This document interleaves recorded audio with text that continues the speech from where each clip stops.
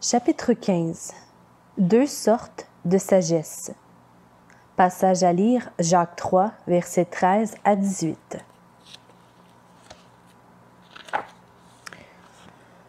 Lequel d'entre vous est sage et intelligent?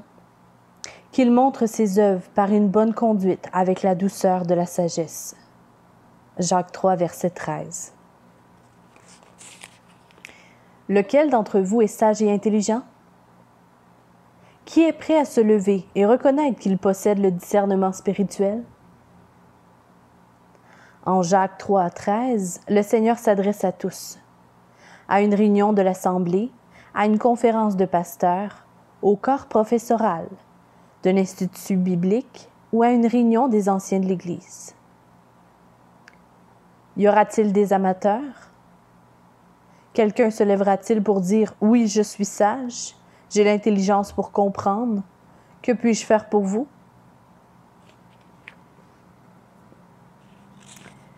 Certaines questions renferment leur propre réponse. Quelque troublante que soit sa question, Jacques sait, et nous aussi, qu'il serait bien plus troublant si quelqu'un était rempli de soi au point de ne pas hésiter à se lever et à répondre par l'affirmative.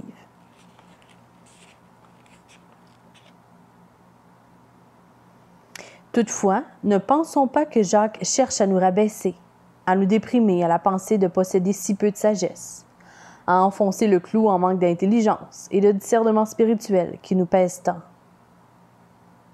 Il sait fort bien qu'en toute honnêteté, nous ne pouvons pas nous déclarer sages. Le paradoxe de la sagesse spirituelle du chrétien tient en ce que celui qui la possède est le dernier à se ressentir comme étant sage et encore moins à se présenter publiquement sous ce jour. Il est un fait acquis que ceux qui n'hésitent pas à se vanter des mérites et des bienfaits de leur propre sagesse possèdent en fait un esprit opposé à la vraie sagesse elle-même.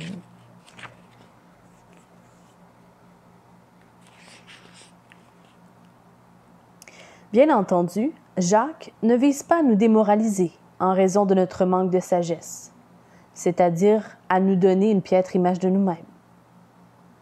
Il ne cherche pas non plus à nous décourager quant aux efforts nécessaires pour acquérir et disséminer la sagesse de Dieu. Bien au contraire. Mais, si nous voulons croître dans la sagesse divine, notre conscience a besoin de s'éveiller et il nous faut réfléchir aux vrais problèmes, à savoir notre relation vis-à-vis du Seigneur. Après tout, le commencement de la sagesse, c'est la crainte de l'Éternel. Proverbe 9, 10.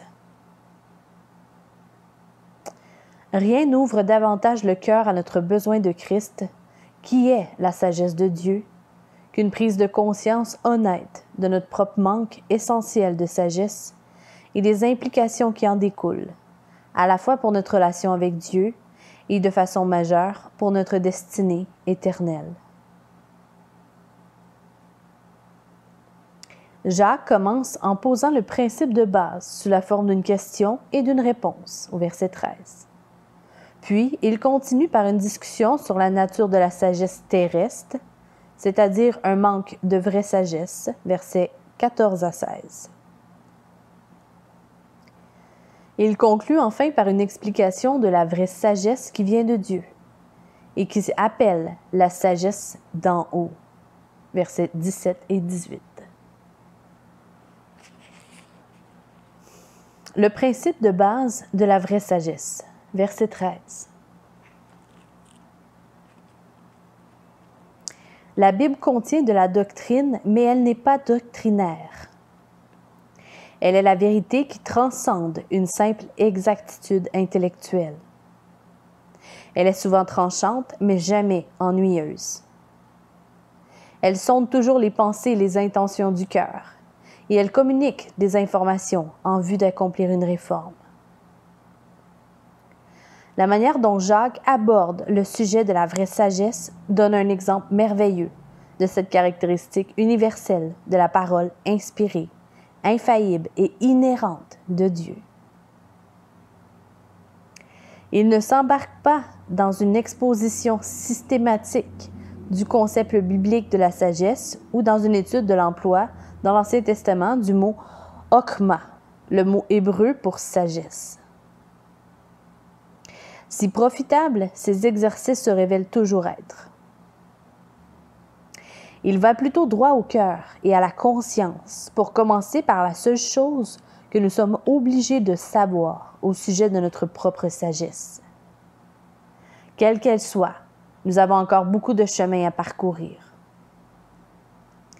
Puis il continue en passant la faux dans les mauvaises herbes de notre discours et de nos théories au sujet de la sagesse. Si nous avons la moindre sagesse, elle doit se manifester par ses œuvres, par une bonne attitude avec la douceur de la sagesse. Ses œuvres. Pourquoi Jacques se concentre-t-il sur les œuvres? Nous concevons normalement la sagesse en termes de pensée et de paroles empreintes d'expérience et de discernement. Nous l'associons avec quelques sages anciens, assis sous un vénérable chêne, prononçant des maximes profondes et offrant des jugements magistraux. Nous pensons à la sagesse presque exclusivement en termes intellectuels, comme quelque chose à rapport avec des domaines de la pensée. Telle est l'hypothèse courante quant à la sagesse. Mais Jacques déclare qu'il montre ses œuvres, c'est-à-dire celles de la sagesse, par une bonne conduite. Loin d'être emprisonnée dans le domaine de l'intellect, la vraie sagesse s'attache fermement à la pratique. Mais pourquoi cette forte accentuation sur les bonnes œuvres? La réponse se trouve certainement dans le thème de la lettre de Jacques, tout entière. C'est-à-dire que, quand quelqu'un vient à la foi en Jésus-Christ, sa vie change radicalement, du dedans vers le dehors. La transformation opérée par le Saint-Esprit dans la régénération de l'ancienne nature en une nouvelle qui est disposée favorablement envers la sainteté de vie doit toucher le cours et la conduite de la vie. Plus le chrétien possède la vraie sagesse et connaissance spirituelle, plus sa vie spirituelle dirige de manière spirituelle la réalité de sa vie présente. Des simples paroles, fussent-elles orthodoxes quant à la lettre, exaltées dans leur teneur et apparemment sincères, ne prouvent absolument rien. La pilule est amère à avaler pour chacun de nous. Nous sommes peut-être tout simplement trop habitués à nous consoler de notre échec continuel, à conformer nos œuvres, à nos paroles avec ces mots. C'est la pensée qui compte. À moins que nos pensées et nos paroles ne se traduisent par une conduite de piété, elles demeurent au mieux un but à atteindre et au pire une pure hypocrisie. Il en est de même pour ce qui concerne la sagesse. L'absence d'œuvre révèle qu'il n'y a pas de sagesse au départ. Ceci signifie que vous devez réexaminer votre position vis-à-vis du Dieu vivant.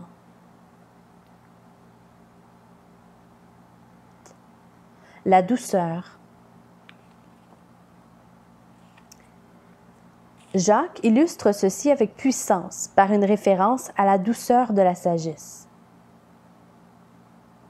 Il veut clairement nous faire comprendre que le mode fondamental d'opération de la sagesse est dans la douceur ou dans l'humilité. Comparons cela avec la manière dont opère la sagesse du monde. Est-ce que le monde regarde avec admiration la douceur et l'humilité? Bien sûr que non. Au contraire, il méprise en général la douceur, comme de la bêtise et de la faiblesse. Quand Joseph Staline était un jeune révolutionnaire, il s'opposa à la direction social-démocrate, d'alors qu'il suivait une politique de modération relative en rapport aux autorités tsaristes. Staline voulait des martyrs, les autres, bien sûr, plutôt que lui-même. C'est pourquoi il provoquait la police à battre et mettre à mort les ouvriers qui manifestaient. Il regardait la légalité et la douceur comme des choses idiotes. Ce dont sa conduite de dictateur meurtrier a donné la preuve par la suite. C'est pourtant le point de la pratique qui permet d'observer le plus clairement le contraste qui sépare Christ d'un monde incrédule. Le Seigneur n'ouvrit pas la bouche face aux moqueries de ses meurtriers. En revanche, les hommes du monde se battent avec la férocité de rats pris au piège pour la plus petite offense, réelle ou seulement imaginée. Nous ne voulons pas dire par là qu'il ne faut pas se défendre, verbalement ou physiquement. Le Seigneur se servit d'un fouet pour chasser les vendeurs qui profanaient le temple, et il ne mâchait pas ses mots en prononçant ses jugements divins sur les pharisiens. Pourtant, un esprit de douceur l'animait sans cesse, alors que l'esprit de colère s'empare de nous trop naturellement et aisément. Les chrétiens devraient se manifester par l'attitude et la pratique de la douceur, même quand ils déclarent les vérités les plus désagréables pour ce monde de perdition. Ils devraient avoir honte d'éclater, de bouillir ou de se plaindre chaque fois que les choses ne se passent pas comme ils l'ont prévu. Les chrétiens devraient mettre à mort les émotions profanes qui les poussent avec tant de force avant leur conversion à Christ et qui continuent de gâcher leur témoignage en tant que croyants. Ces aspects sont une indication claire de la nature de la vraie sagesse. Elle est la connaissance puissante qui équipe le chrétien pour la pratique d'une vie de piété. C'est précisément ce que l'Écriture signifie quand elle dit que Christ est sagesse pour son peuple, en 1 Corinthiens 1,30. La sagesse est une harmonie entre la conduite éthique de l'homme et la nature de Dieu. Ce n'est pas une connaissance abstraite, ni la raison pure ou un quotient intellectuel élevé. C'est une grâce définie par Dieu, donnée au moyen de la foi à salut en Christ, nourrie par le Saint-Esprit et mis en évidence dans une piété des plus pratiques et concrètes chaque jour de la vie. Le vrai test de la sagesse ne réside pas dans les paroles seules, mais en des œuvres accompagnées naturellement de douceur. C'est pourquoi l'absence de douceur renvoie à l'absence de sagesse. La sagesse terrestre, versets 14 et 16. Que voyez-vous quand vous examinez votre propre conduite avec honnêteté? À quoi ressemble votre sagesse? Que se passe-t-il en vous quand vous envisagez de réagir de la manière la plus sage ou la plus justifiée à une situation donnée? Se pourrait-il que des mobiles, pas très avouables, rôdent dans votre cœur, que la douceur de la sagesse n'entre jamais dans votre esprit et vos actions à un tel moment?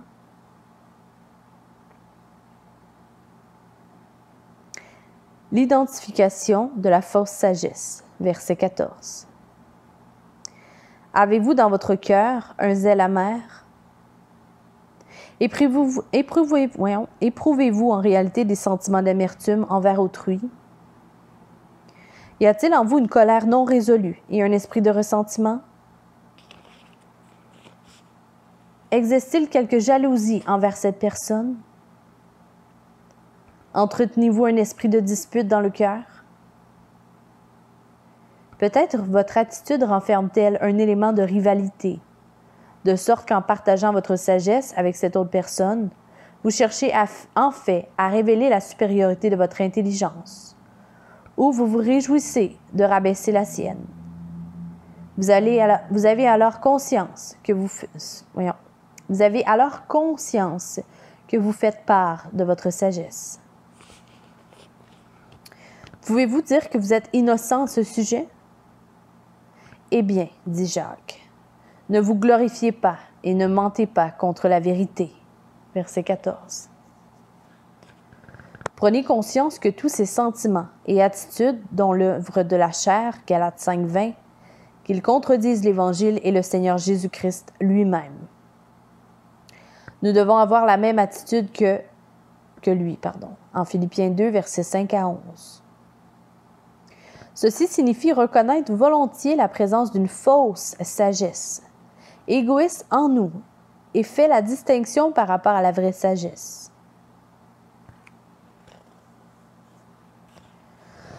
Notre sagesse s'exprime-t-elle en termes d'œuvres bonnes accomplies dans une douceur d'esprit? Ou se manifeste-t-elle plutôt dans le contexte de la jalousie, l'amertume et les circonvolutions d'une politique interpersonnelle par laquelle nous briguons une position avantageuse sur nos semblables? Vous connaissez vos propres mobiles. Le Seigneur les connaît aussi. Dans les profondeurs de votre âme, vous n'avez pas besoin de vous glorifier et de mentir, mais de vous repentir et d'être renouvelé. Amen. L'origine de cette fausse sagesse. Verset 15. Jacques parle avec franchise, sans détour. Cette sagesse n'est point celle qui vient d'en haut, mais elle est terrestre, charnelle, diabolique. Elle provient en réalité de l'abîme de l'enfer. Cette fausse sagesse est occupée à accomplir l'œuvre du diable. Les 3 adjectifs employés interdisent toute esquive. Cette sagesse est terrestre, épigéo en grec, en ce qu'elle provient de l'esprit de la créature sans s'en référer au Créateur. C'est la sagesse d'un être humain qui se déclare soi-même autonome. Les hommes du monde, dit Paul, ne pensent qu'aux choses de la terre. Philippiens 3, 19. Le terme charnel traduit le mot grec psychikos que Paul emploie en 1 Corinthiens 2, verset 14, lorsqu'il dit « L'homme naturel n'accepte pas les choses de l'Esprit de Dieu, car elles sont une folie pour lui, et il ne peut les connaître parce que c'est spirituellement qu'on en juge. » Le 3e adjectif vient couronner tout cet édifice de prétendue sagesse. Diabolique, démoniodes en grec. La fausse sagesse n'est pas simplement neutre, fausse ou inadéquate. Elle est carrément diabolique. Il y a 2 aspects ici. Pour commencer, les puissances démoniaques inspirent et influencent souvent ce qui est faux dans les activités des hommes. Les pécheurs n'agissent pas dans le vide, dans l'indépendance et l'autonomie, même s'ils se l'imaginent. En second lieu, toute opposition à la vraie sagesse de Dieu, en essence et en réalité, accomplit l'œuvre de Satan. Jacques emploie un langage très fort parce qu'il sait quels sont en réalité le danger et la gravité de la fausse sagesse. Il ne faut jamais la sous-estimer ni la banaliser. Quand Jésus parle des pharisiens comme ayant pour père le diable, en Jean 8, 44, il fait exactement le même rapport que Jacques ici. Si Dieu n'est pas votre Père céleste par la foi en Jésus-Christ, comme le seul sauveur du péché, vous demeurez alors sous la domination de Satan. Ce qui vous offre la vie nouvelle, c'est l'Évangile que Christ est venu accomplir par sa mort et sa résurrection, pour tous ceux qui se confient en lui.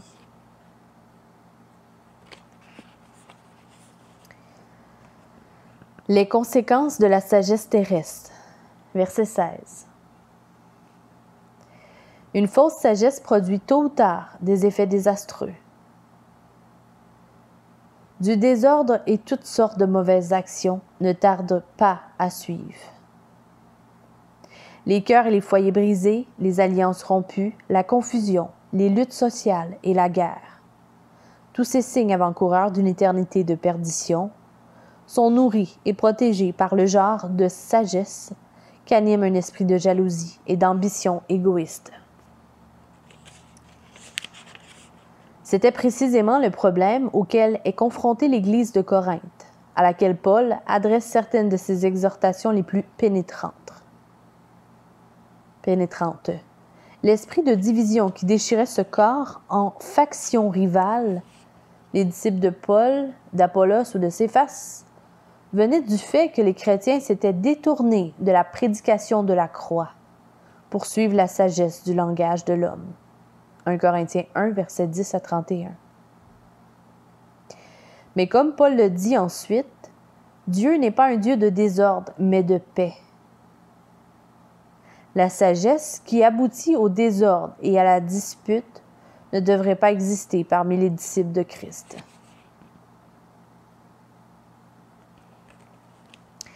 La sagesse céleste, versets 17 et 18. La sagesse que Jacques veut voir chez chacun de ses lecteurs est d'une toute autre facture. Point par point, bien que dans un ordre différent, il trace une esquisse du contraste radical qui oppose la sagesse céleste et celle qui est sur terre. Là encore, il le fait d'une manière si pratique et concrète qu'il est tout à fait impossible de se méprendre quant à notre relation vis-à-vis des sujets qu'il place devant nous. L'origine de la vraie sagesse, verset 17. Elle provient d'en haut et ne trouve jamais sa source de façon autonome en l'homme. Pour le dire d'une autre manière, la science des saints, c'est l'intelligence. Proverbe 9, 10. Jacques fait ici écho à la pensée déjà exprimée en Jacques 1, verset 17, où il disait « Toute grâce excellente et tout don parfait descend d'en haut du Père des Lumières. Tout ce qui est bon provient d'une source divine et céleste. »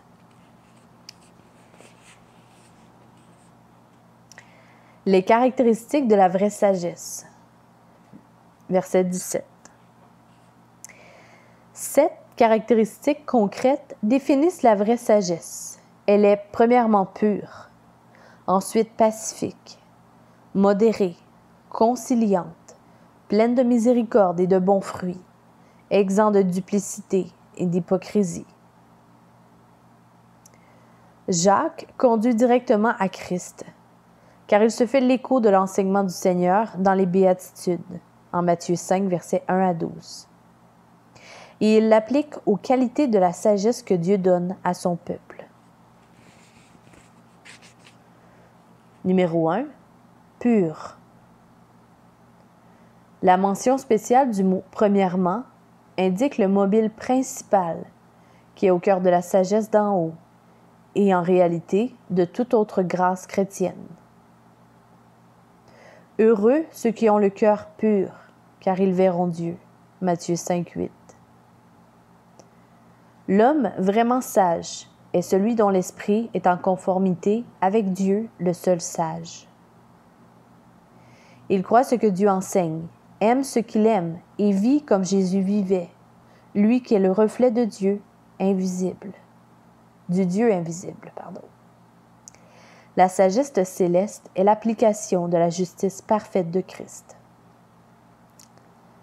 Quand nous recevons cette sagesse, nous savons qu'elle est pure, même si nous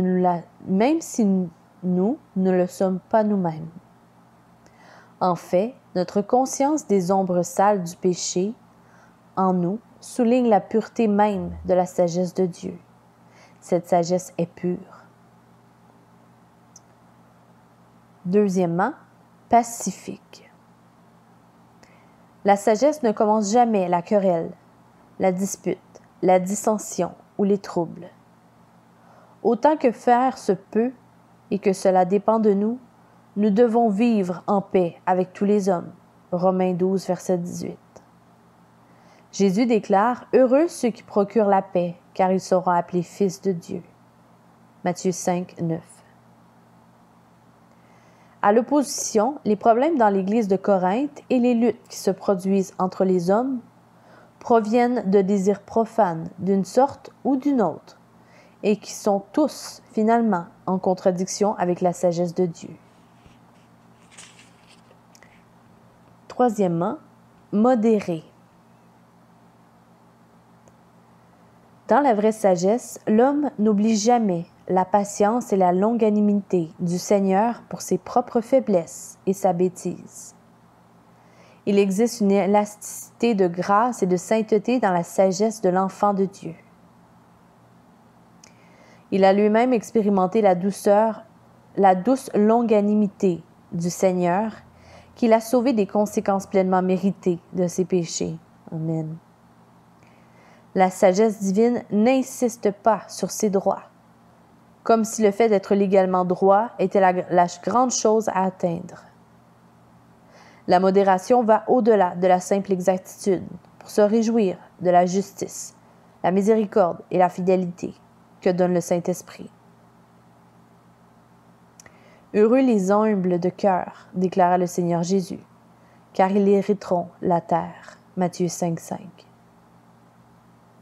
La vraie sagesse se caractérise par la douceur, celle-là même qui conduisit Jésus à la croix pour mourir à notre place, sans une parole de défense.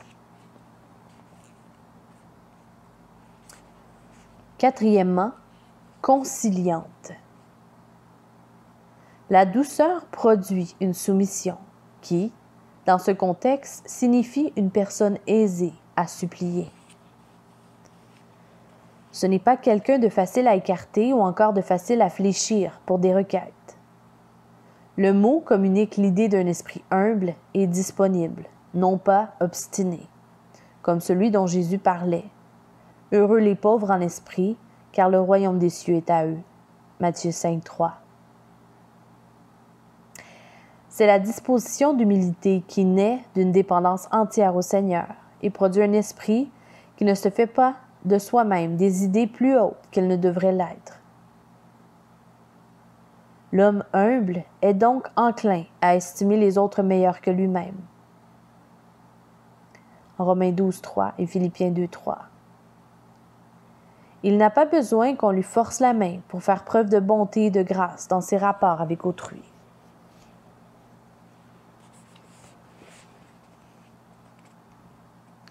Cinquièmement, pleine de miséricorde. Dans l'Écriture, la miséricorde consiste en une compassion active, à la fois une attitude et des actions. La vraie sagesse n'est jamais un exercice théorique, enfermé dans une tour d'ivoire. Elle cherche des ouvertures pour faire du bien aux autres, en particulier quand ils sont dans la difficulté. Heureux les miséricordieux, car ils obtiendront miséricorde. Matthieu 5,7.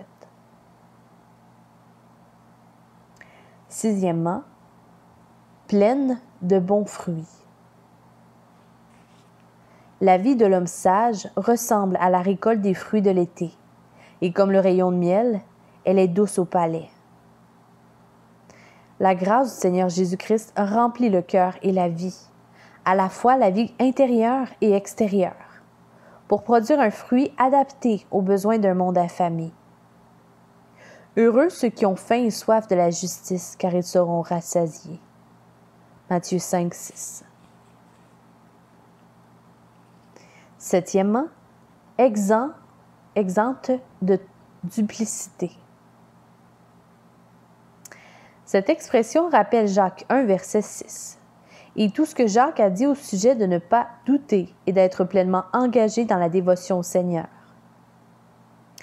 Le terme grec « adiakritos » ne paraît qu'ici dans le Nouveau Testament, et la plupart des commentateurs pensent qu'il se réfère à une disposition intérieure envers le Seigneur et sa vérité, plutôt qu'à l'insistance moderne sur l'impartialité, qui équivaut d'ordinaire à l'équité, ou à une perspective sans parti pris. Huitièmement, exempte d'hypocrisie.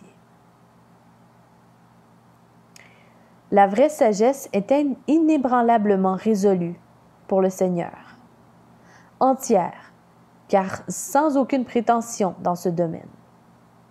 Ainsi, la fidélité se démarque face à l'opposition. Heureux ceux qui sont persécutés pour la justice, car le royaume des cieux est à eux. En Matthieu 5,10. L'homme sage sait où il va et à qui il appartient. Les conséquences de la possession de la vraie sagesse, verset 18. L'Écriture emploie souvent l'image des semences et de la récolte pour illustrer les conséquences temporelles et éternelles du péché ou de la justice. On retrouve entre autres dans Job 4, verset 8, Matthieu 6, verset 26, Matthieu 13, verset 3 à 39, 1 Corinthiens 15, verset 36 à 44, ainsi que Galates 6, versets 8 et 9. Il existe une relation intime entre nos efforts et les récompenses du Seigneur. Amen. Nos actions sont des graines qui tombent en terre, non pour se perdre, mais pour croître de nouveau. Nous en goûterons les fruits longtemps après les avoir semés. Assurez-vous donc de répandre une bonne semence.